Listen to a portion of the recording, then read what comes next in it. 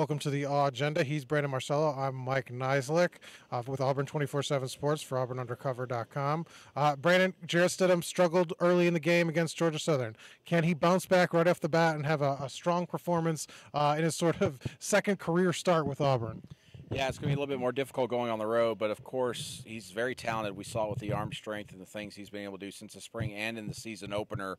I think the thing you really got to look at is how Stidham finished the game. He was 7 of 11 passing, nearly 100 yards, 2 touchdowns. I think that's kind of the Jarrett Stidham you want to see. Auburn was not very creative in the way they were doing their routes and going deep a lot, especially in the second half. But Jarrett Stidham calmed down a little bit, got the offense rolling when he needed to. Of course, he was helped by the running game. Jarrett Stidham has to step up. He's got to throw for more than 200 yards to win this football game, in my opinion.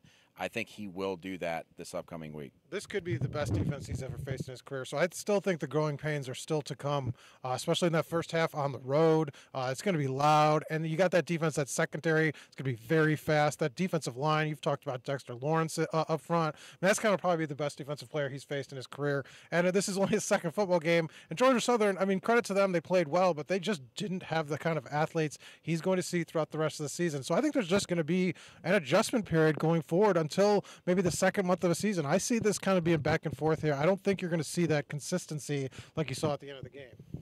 Yeah, but I do think that he is going to have some bigger plays in this football game. I think he's going to be relaxed enough. They're going to learn some things off the film as far as holding on to the ball a little bit too long. Right. Get rid of the football when you can. Take off running when you have to. He did a good job of taking off running, but also be aware of where your receivers are on the field at all times. Throw them open as well. Yeah. Don't always wait for the route to fully develop and at the point to where you're holding on to the ball too long, you're getting sacked, or you have to take off running. So some things to learn from this opener that I think he can very well take forward and be more successful at Clemson. Well, you've mentioned timing. He can't hold the ball that long. He's got to make quicker decisions. I mean, he ran the ball a couple times, but it took him a while to make that decision. Yeah. Going to have to be faster against Clemson. Bonus round, asked about the defense yesterday with 3 touchdowns. Over-under for the offense, 3 touchdowns against Clemson. Over. I think this is going to be a game that is in the 20s to 30s for both programs. I think it's going to be a close game.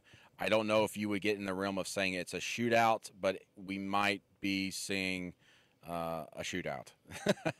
I think it'll be because I'm sort of tilting towards Clemson for this game as kind of the week goes on. So I think I'm going to go under, but I still think Auburn would be able to win.